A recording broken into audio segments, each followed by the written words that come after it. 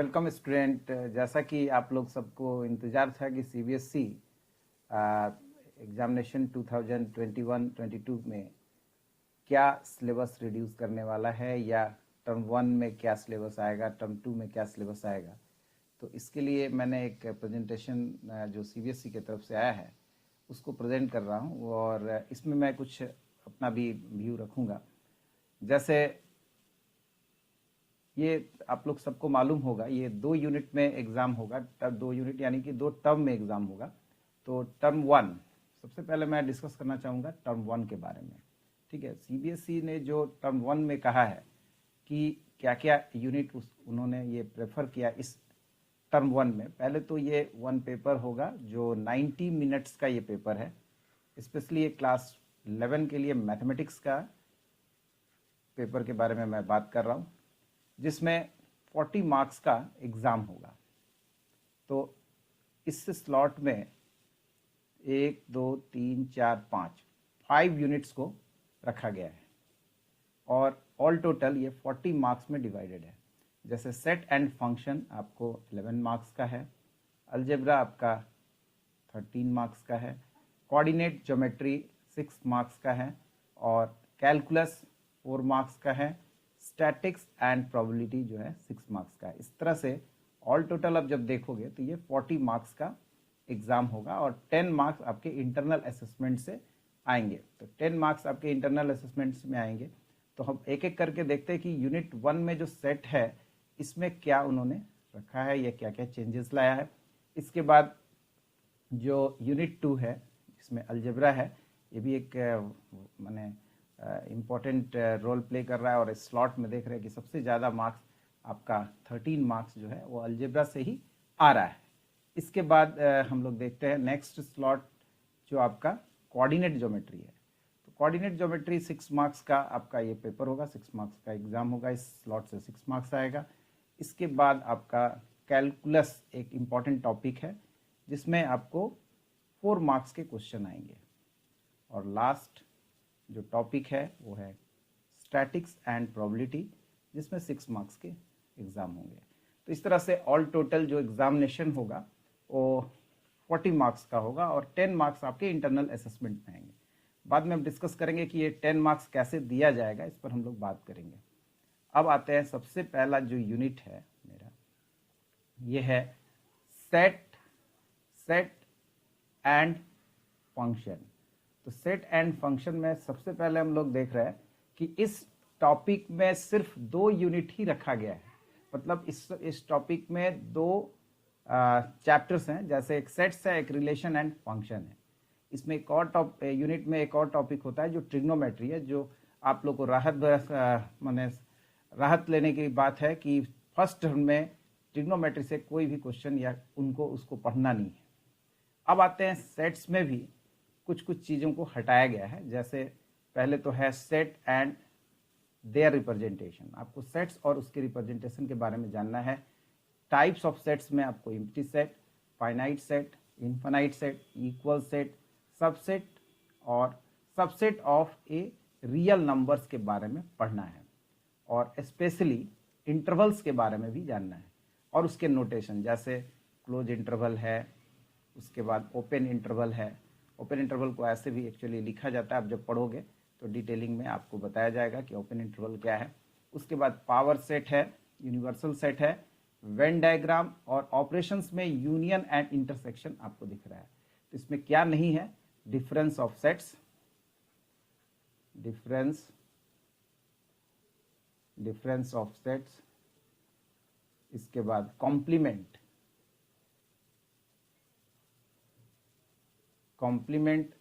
Of sets नहीं है। तो कॉम्प्लीमेंट जब नहीं है तो इससे रिलेटेड प्रॉपर्टीज भी आपको नहीं पढ़ना होगा। ठीक है, इसके बाद नेक्स्ट स्लॉट है रिलेशन एंड फंक्शन।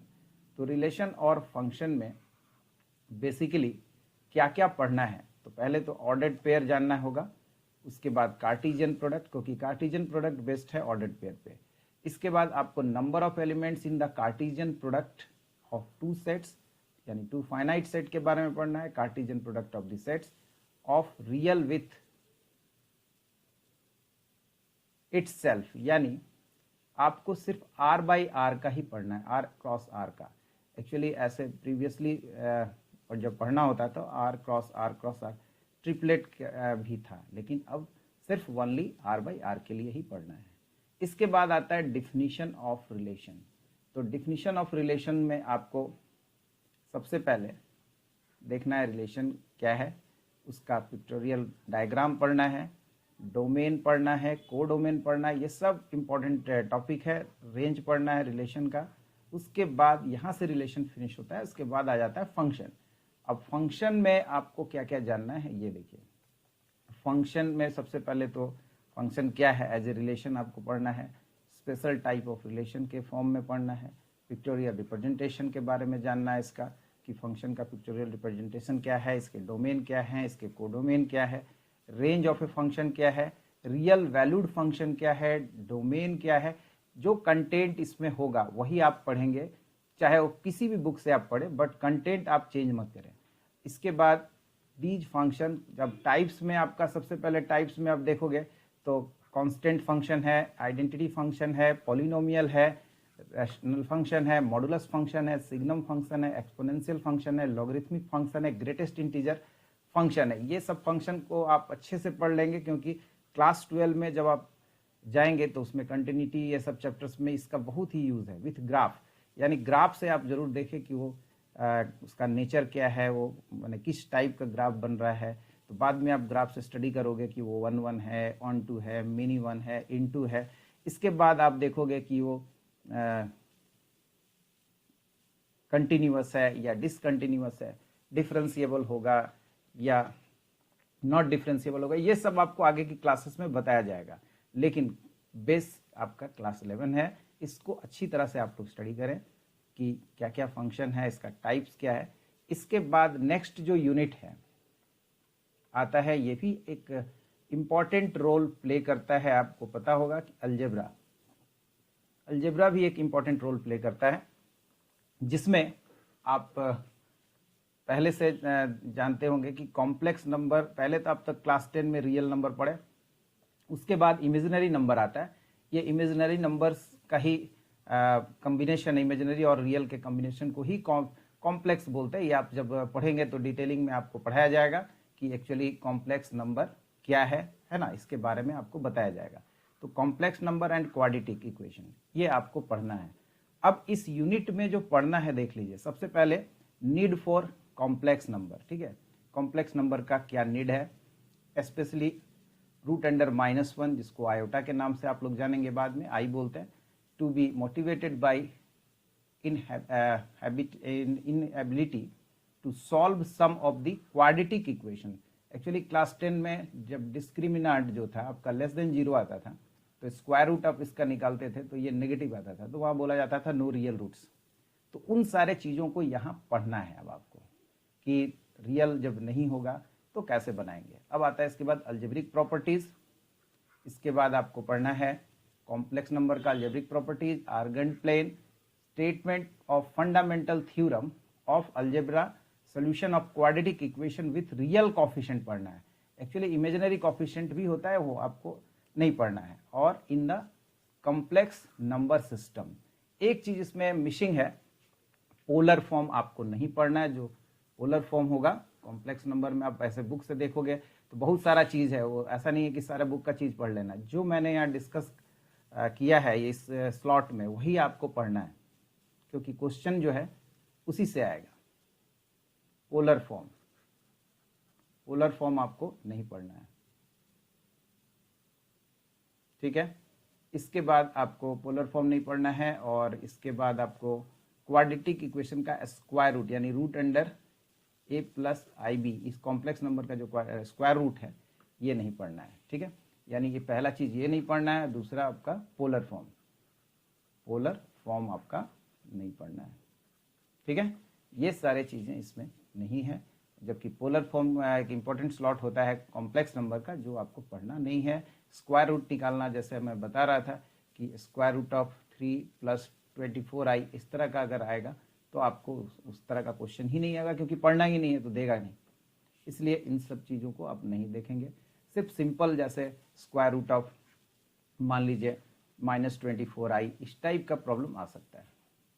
ठीक है, अब आते हैं नेक्स्ट जो मेरा टॉपिक है, सीक्वेंस एंड सीरीज। ये भी एक इंपॉर्टेंट टॉपिक। एक्चुअली इसमें आपके अलजेब्रा में 6 टॉपिक है, तो 6 टॉपिक में मात्र 2 ही टॉपिक आपको पढ़ने के लिए बोला जा रहा है। तो इसमें क्या है, तो सीक्वेंस एंड सीरीज में एपी पढ़ना है, जो आप क्लास 10 में ऑलरेडी रिवाइज कर चुके हैं, पढ़ चुके हैं। इसमें थोड़ा सा उसको और मॉडिफाई किया गया है, अरिथमेटिक मीन है।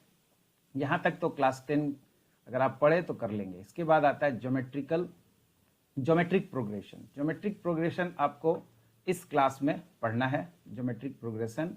इसके बाद ज्योमेट्रिक प्रोग्रेशन के बाद आप देख लें ज्योमेट्रिक प्रोग्रेशन,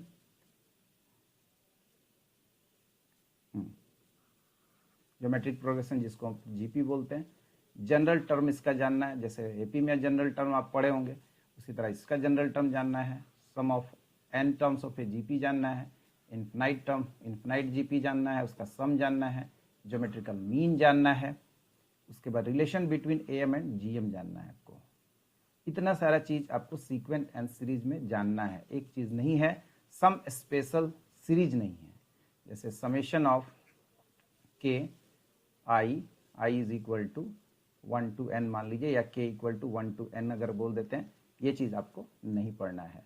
या ये हो गया k square, k equal to 1 to n, और इसको बोलते हैं सम स्पेशल सीक्वेंस, है ना। ये आपको नहीं पढ़ना है, इसको आप नहीं पढ़ेंगे। सिर्फ जो दिया गया कंटेंट है वही पढ़ना है। इसके बाद का जो यूनिट है वो है कोऑर्डिनेट ज्योमेट्री, जो कि एक इम्पॉर्टेंट रोल प्ले करता है, जिसका मैंने यूनिट मार्क्स बताया था कि ये करीब 6 मार्क्स का ये स्लॉट है। 6 मार्क्स में आपको इस टर्म में सिर्फ एक ही चीज़ पढ़ना है। ऐसे इसमें 3 सब पार्ट है, जैसे स्ट्रेट लाइन है, कोनिक सेक्शन है, उसके बाद आपका 3D ज्योमेट्री है। लेकिन अभी आपको सिर्फ एक ही पार्ट पढ़ना है, जो स्ट्रेट लाइन पढ़ना है। स्ट्रेट लाइन में आपको brief recall of 2 dimensional geometry from earlier classes, जो क्लास 10 में आप पढ़े होंगे, जैसे कोऑर्डिनेट सिस्टम पढ़े होंगे, डिस्टेंस फार्मूला पढ़े होंगे, डिस्टेंस फ्रॉम ओरिजिन पढ़े होंगे, सेक्शन फार्मूला पढ़े होंगे। इसके बाद आप एरिया ऑफ ट्रायंगल निकालना सीखे होंगे। ये सारे चीज़ें जो आपने क्लास 10 में पढ़ा है, उससे थोड़ा सा पहले रिकॉल करना है। उसके बाद मेन जो इसकी क्लासेस है वो है स्लोप से। क्लास 11 में slope of a line, angle between 2 lines, उसके बाद various form of equation of a line, parallel to axis, point slope form. ये सारे जो फॉर्म्स हैं स्ट्रेट लाइन का, ये बहुत इंपॉर्टेंट है। जैसे पॉइंट स्लोप फॉर्म हो गया, स्लोप इंटरसेप्ट फॉर्म हो गया, 2 पॉइंट फॉर्म हो गया, इंटरसेप्ट फॉर्म हो गया, इसके बाद नॉर्मल फॉर्म हो गया, general equation of a straight line, distance of a point from A line. यहाँ तक आपको पढ़ना है। इसमें एक पार्ट नहीं है जो दिया है, नहीं पढ़ना है, वो है फैमिली ऑफ लाइंस। तो फैमिली ऑफ लाइंस आपको नहीं पढ़ना है। क्लियर? इसके बाद आपको 4th यूनिट है जो है कैलकुलस। इस कैलकुलस में आपको पढ़ना है लिमिट्स पढ़ना। एक्चुअली लिमिट्स एंड डेरिवेटिव ये टॉपिक है, बट आपको डेरिवेटिव इसमें नहीं पढ़ना है, सिर्फ लिमिट पढ़ना है। तो इसमें एक आइडिया आपको आना चाहिए लिमिट का। उसके बाद लिमिट ऑफ ए पॉलिनोमियल हो गया, रैशनल फंक्शंस हो गया। अब यहाँ पर थोड़ा सा CBSE कंट्राडिक्ट कर रहा है बच्चों के साथ। क्या कर रहा है, तो जैसे यहाँ पर बता रहा है कि आपको रैशनल फंक्शन, उसके बाद दे रहा है रैशनल फंक्शन ऑफ ट्रिग्नोमेट्री, और आपको वहाँ पर बता रहा है ट्रिग्नोमेट्री नहीं पढ़ना है। तो रैशनल फंक्शन ट्रिग्नोमेट्रिक, ये जो चीज़ है, आपको जब ट्रिग्नोमेट्री पढ़ना ही नहीं है तो इससे क्वेश्चंस आप कैसे बनाएंगे। यहाँ पर थोड़ा सा डाउटफुल है, क्योंकि आपको सबसे पहले इस स्लॉट में ट्रिग्नोमेट्री ही कंप्लीटली रिमूव कर दिया है, जो सेट रिलेशन फंक्शन में था। इसमें सेट एंड फंक्शंस जो यूनिट है, इसके अंदर आपको पढ़ना था। सिर्फ आपको यहाँ 2 यूनिट पढ़ना, सेट एंड रिलेशन, लेकिन सेट रिलेशन फंक्शन। तो अब यहाँ पर थोड़ा सा दिक्कत है, क्योंकि वहाँ पर बोल रहा है नहीं पढ़ना है, यहाँ बोल रहा है पढ़ना है, मतलब आपको क्वेश्चंस उससे रिलेटेड आएंगे। खैर एनीवे आप लोग उसको ऐसे भी कर लेंगे, क्योंकि फिजिक्स और केमिस्ट्री में, फिजिक्स में खासकर ट्रिग्नोमेट्रिकल टर्म्स आते हैं तो आपको तो ऐसे भी पढ़ना पड़ेगा। इसके बाद एक्सपोनेंशियल एंड लॉगरिथमिक फंक्शन से रिलेटेड लिमिट्स के बारे में जानना है। तो इसके बाद एक लास्ट यूनिट आपका बच जाता है, जो यूनिट नंबर 5 है, स्टैटिक्स एंड प्रोबेबिलिटी। तो इसमें आपको क्या क्या जानना है ये देखिए।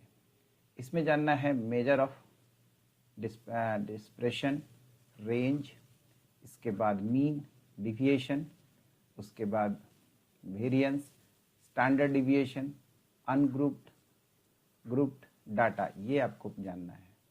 तो यहाँ पर भी आप जो क्लास 10 के का जो चैप्टर है उसमें मीन, मॉड आपको थोड़ा सा रिवाइज करना है, क्योंकि यहाँ पर एक मॉड डिविएशन नहीं दिया है। डिविएशन थ्रू से मॉड से भी रहता है, मीन से भी रहता है। Mean deviation about the mod, mean deviation about the median.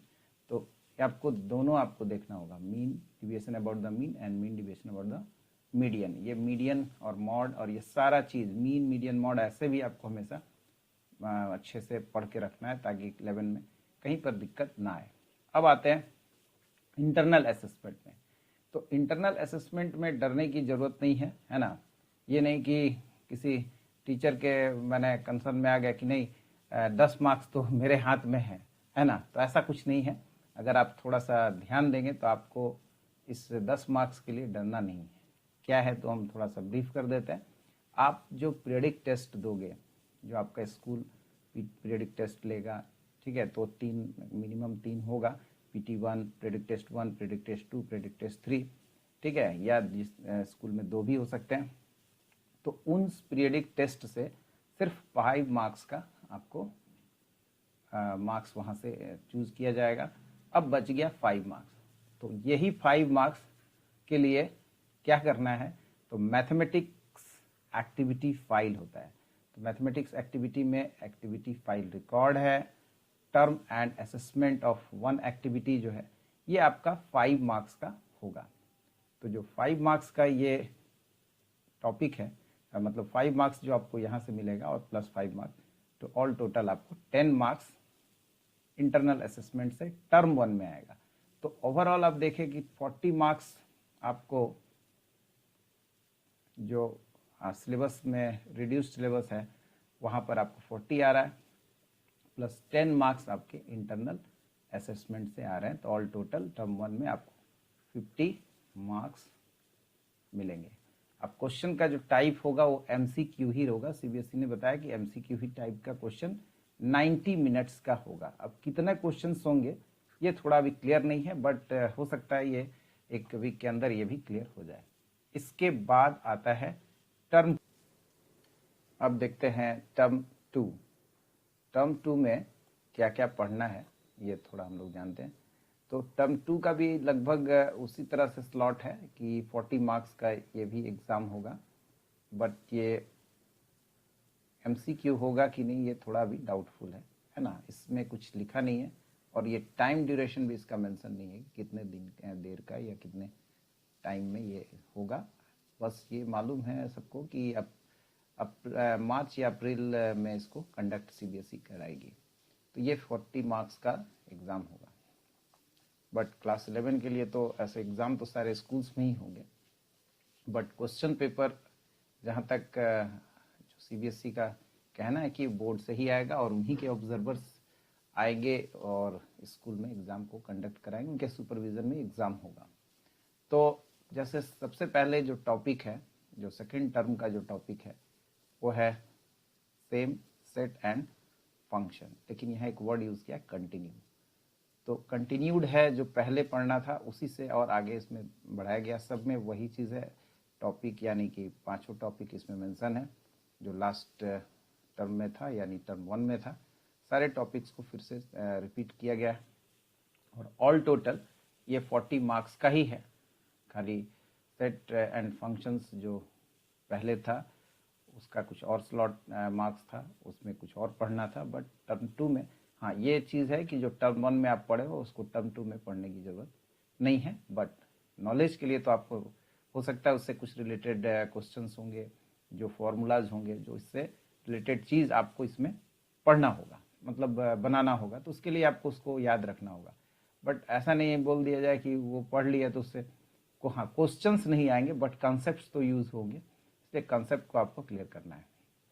अब आता है इसमें क्या क्या पढ़ना है, तो देखिए उसमें जो रिमूव किया था, जैसे सेट एंड फंक्शंस में आपका जो टॉपिक था सेट एंड फंक्शंस यूनिट 1 में ट्रिग्नोमेट्री, तो ट्रिग्नोमेट्री को आपको फिर से यहाँ पर डाला है, यानी सेकेंड टर्म में आपको ट्रिग्नोमेट्री पढ़ना है। ठीक है, तो जो ट्रिग्नोमेट्री आपको पढ़ना है इसमें क्या क्या पढ़ना है ये देखिए। सबसे पहले एंगल्स के बारे में देखना है कि positive and negative angles, measuring angles in radians, उसके बाद इन डिग्री, उसके बाद conversation from one measure to another, यानी आपको क्वेश्चंस जो पढ़ने हैं वो आएंगे डिग्री को रेडियन में कन्वर्ट करो, और डिग्री को रेडियन और रेडियन को डिग्री में कन्वर्ट करो, ये इस तरह के कन्वर्शन इसमें आएंगे। एक चीज़ नहीं है जो ग्रेड इसमें नहीं दिया हुआ, ग्रेड नहीं पढ़ना है आपको। ऐसे बुक्स डिफरेंट बुक्स में देखेंगे तो ग्रेड्स भी है, तो यही बार बार मैं बोल रहा हूँ कि जो इसमें टॉपिक है, चाहे वो किसी भी बुक से आप बनाएं, टॉपिक्स को आप देख ले कि ये टॉपिक उसमें है तो उसी को पढ़ें। ऐसे बुक्स में एक्स्ट्रा भी रहता है तो एक्स्ट्रा चीज़ को मत पढ़े, पहले ऑन द बेसिस ऑफ जो सीबीएसई का गाइडलाइन है उसको फॉलो करते हुए वो टॉपिक को आप किसी भी बुक से फॉलो कर सकते हैं, इसलिए इसको ध्यान में रखिएगा। अब इसमें नेक्स्ट है आपका definition of trigonometric function with the help of unit circle. आपको यूनिट सर्कल के हेल्प से ट्रिग्नोमेट्रिक फंक्शन का डिफिनीशन देखना है।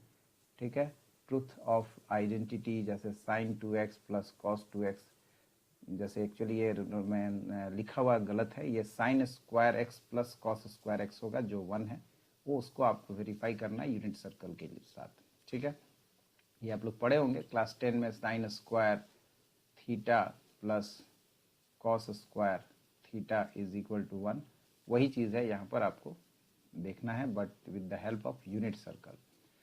उसके बाद है साइंस ऑफ ट्रिग्नोमेट्रिक फंक्शंस, या किस क्वाड्रेंट में किस फंक्शन का क्या साइन होगा, डोमेन, रेंज, ट्रिग्नोमेट्रिक फंक्शंस के आपको जानने होंगे, उसके ग्राफ पढ़ना होगा, आपको देखना होगा। उसके बाद साइन कंपाउंड एंगल फार्मूला, जैसे sine a plus b, sine a minus b, यानी sine x plus y, sine x minus y, cos x plus y, cos x minus y, ये टर्म ऑफ साइन कॉस और cos and sine x और cos sine y और cos x और cos y के term में आपको जानना है। और सिंपल एप्लीकेशन, कॉम्प्लिकेटेड क्वेश्चंस को नहीं करना है, ये हर जगह सीबीएसई ने मेंशन किया है। जो नॉलेज बेस यानी बेसिक आइडियाज पर डिपेंडेंट क्वेश्चंस ही आएगा। ठीक है, उसके बाद डिड्यूसिंग जो आइडेंटिटी लाइक द फॉलोइंग्स, जैसे दिया हुआ 10a plus B, 10a minus B, ठीक है, इस तरह से cot x plus y, cot x minus y, उसके बाद sine alpha plus sine beta, sine alpha minus sine beta, इस तरह के जो फॉर्मूला जिसको सी प्लस डी फॉर्म बोलते हैं, जैसे sine c plus sine d, sine c minus sine d वाला फॉर्म, इसको आपको पढ़ना है।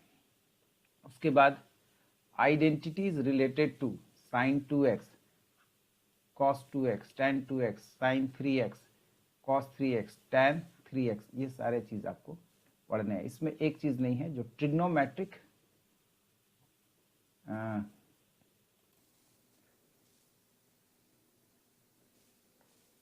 इसमें आपको क्या नहीं पढ़ना है वो हम क्लियर कर देते हैं। ट्रिग्नोमेट्री में आपको सबसे पहला टॉपिक आपको हटाया कंडीशनल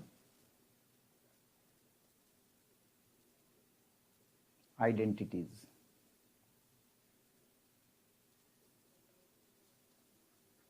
कंडीशनल आइडेंटिटीज है। उसके बाद आपका नंबर जो involving the angles of A triangle पे बेस्ड होगा कंडीशनल आइडेंटिटीज। और नंबर 2 सबसे इंपॉर्टेंट टॉपिक था ट्रिग्नोमेट्रिक इक्वेशन।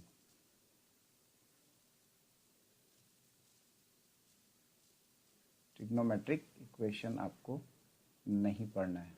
और आप प्रॉपर्टीज ऑफ ट्रायंगल भी जिसको बोलते हैं, सोल्यूशन ऑफ ट्रायंगल, वो भी टॉपिक आपको नहीं पढ़ना है, लेकिन कम्पिटिटिव पॉइंट ऑफ व्यू से वो चैप्टर इम्पॉर्टेंट है, इसलिए आप उसको पढ़ लेंगे अपने से। सोल्यूशन ऑफ ट्रायंगल ये आपको नहीं पढ़ना है, यानी 3 टॉपिक ट्रिग्नोमेट्री से रिमूव किया गया है। तो ये टर्म 2 के बारे में इंफॉर्मेशन था। इसके बाद नेक्स्ट टॉपिक है जो अलजेब्रा है। तो अलजेब्रा में आपको सबसे पहले यूनिट 2 में क्या क्या पढ़ना ये देख लीजिए।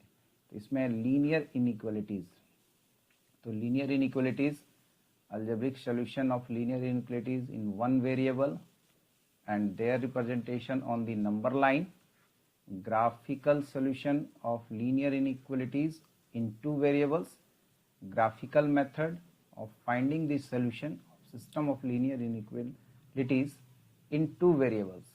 आपको ये 2 variables के पढ़ने हैं। तो ऐसा कुछ इसमें डिलीट किया नहीं है और ये इजी भी टॉपिक है, इसको आप लोग कर सकते हैं। इसके बाद नेक्स्ट जो टॉपिक है अलजेब्रा का ही पार्ट है, ये है परमुटेशन एंड कॉम्बिनेशन। लेकिन इसमें एक टॉपिक जो रिमूव किया हुआ है वो है बाइनोमियल थ्योरम। तो बिना बाइनोमियल थ्योरम का एनसीआर या जो कॉम्बिनेशन का कंसेप्ट है ये एनसीआर, सॉरी ये बिना बाइनोमियल का बन जाएगा, क्योंकि इसमें कॉम्बिनेशन ही पढ़ना था। इसके बाद शायद बाइनोमियल थ्योरम इसके बाद पढ़ना था, बाइनोमियल थ्योरम इसके बाद पढ़ना है। पहले परमुटेशन था, उसके बाद कॉम्बिनेशन था, तब बाइनोमियल थ्योरम था। तो बाइनोमियल थ्योरम को रिमूव किया गया है। इसमें सिर्फ आपको फंडामेंटल प्रिंसिपल ऑफ काउंटिंग जानना है, जिसको एफपीसी रूल बोलते हैं। आप एफपीसी रूल 2 तरह का रूल होगा, एक होगा आपका इसमें मल्टीप्लिकेशन एंड, और दूसरा है एडिशन। उसके बाद फैक्टोरियल रिप्रेजेंटेशन के बारे में जानना है आपको, permutation and combination on formula of NPR और एनसीआर। इसी पर worked out and simple problem करना है। सिंपल एप्लीकेशन हर जगह सीबीएसई ने ये बात मेंशन किया है, ज़्यादा कॉम्प्लिकेशंस वाले प्रॉब्लम्स को नहीं करने हैं, एकदम सिंपल प्रॉब्लम्स करना है। इसके बाद जो नेक्स्ट यूनिट है वो है कोऑर्डिनेट ज्योमेट्री। तो जो कोऑर्डिनेट ज्योमेट्री है इसमें आपको सबसे पहले कोनिक सेक्शन, इसमें section of cones, circles, ellipse, parabola, hyperbola, standard equation और simple properties of parabola, ellipse, hyperbola, standard equation of a circle, ये सारे करने हैं। तो जो हाइपरबोला या पाराबोला या इलिप्स है इसमें भी आपको सिंपल प्रॉब्लम्स ही करने हैं, स्टैंडर्ड इक्वेशन वाले, और सर्कल में भी स्टैंडर्ड इक्वेशन बोला है। तो ये कोनिक सेक्शन का एक टॉपिक था। इसके बाद इंट्रोडक्शन ऑफ 3D ज्योमेट्री। तो जो 3D ज्योमेट्री है इसमें आपको क्या क्या करना है वो देख लीजिए। तो 3D ज्योमेट्री में आपको करना है सबसे पहले coordinate axis, coordinates of planes in 3 dimensions, coordinate of a point, distance between 2 points and section formula. तो सेक्शन फार्मूला तक आपको इसमें भी पढ़ना है, यानी डिस्टेंस फार्मूला देखना है, लेकिन ये देखना है प्लेन में, ये 3D ज्योमेट्री में, यानी कि आपको स्पेस में इसको देखना है। क्योंकि कोऑर्डिनेट्स ज्योमेट्री में आप क्लास 11 में ही आप 11 कह रहे हैं 10 में ही आप डिस्टेंस फार्मूला पढ़े हो, बट वो 2 डायमेंशन ज्योमेट्री था जिसमें 2 ही कोऑर्डिनेट होते थे, x1 y1 और दूसरा b में आपका x2 y2। बट यहाँ पर आपको स्पेस में देखना है।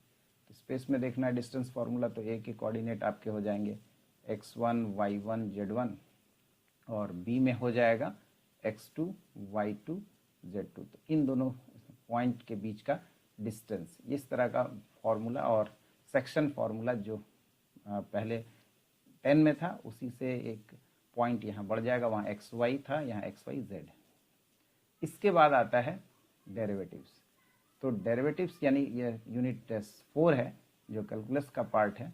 इसमें derivative introduced as rate of change of both as that of distance function and geometrically इसको देखना है। डिफिनीशंस ऑफ डेरिवेटिव्स, उसके बाद relate it to slope, scope लिखा है, this is wrong, actually slope होगा, स्लोप से आपको रिलेट करना है, of tangent of the curve, इसके बाद डेरिवेटिव ऑफ सम, इसके बाद difference, product and quotient of the function, इसके बाद यानी प्रोडक्ट रूल पढ़ना है, कोसेंट रूल पढ़ना है, और derivative of sum polynomial and trigonometric functions के बारे में देखना है आपको। इसके बाद इसमें एक इम्पॉर्टेंट क्वेश्चन बनता है कि find the derivative of any function दिया रहेगा बाय यूजिंग फर्स्ट प्रिंसिपल, जो कि एक इम्पॉर्टेंट क्वेश्चन बनता है स्लॉट से। प्रोडक्ट रूल से भी क्वेश्चन आते हैं, कोसेंट रूल से भी क्वेश्चन आते हैं। अब इसके बाद जो लास्ट यूनिट है वो है आपका स्टैटिस्टिक्स एंड प्रोबेबिलिटी। इस पे आपको देखना है प्रोबेबिलिटी, क्योंकि इसमें क्या क्या पढ़ना है वो थोड़ा जान लीजिए। Random experiment, outcome, sample space, set representation, events, उसके बाद occurrence of event, not and और, ये 3 तरह के कंसेप्ट पे देखना है। Exhaustive events, mutually exclusive and probability of an event, probability of not and और, ये आपको देखना है। इतना ही इसमें पढ़ना है। तो ओवरऑल जो कुछ टॉपिक्स डिलीटेड है मैंने आपको बताया।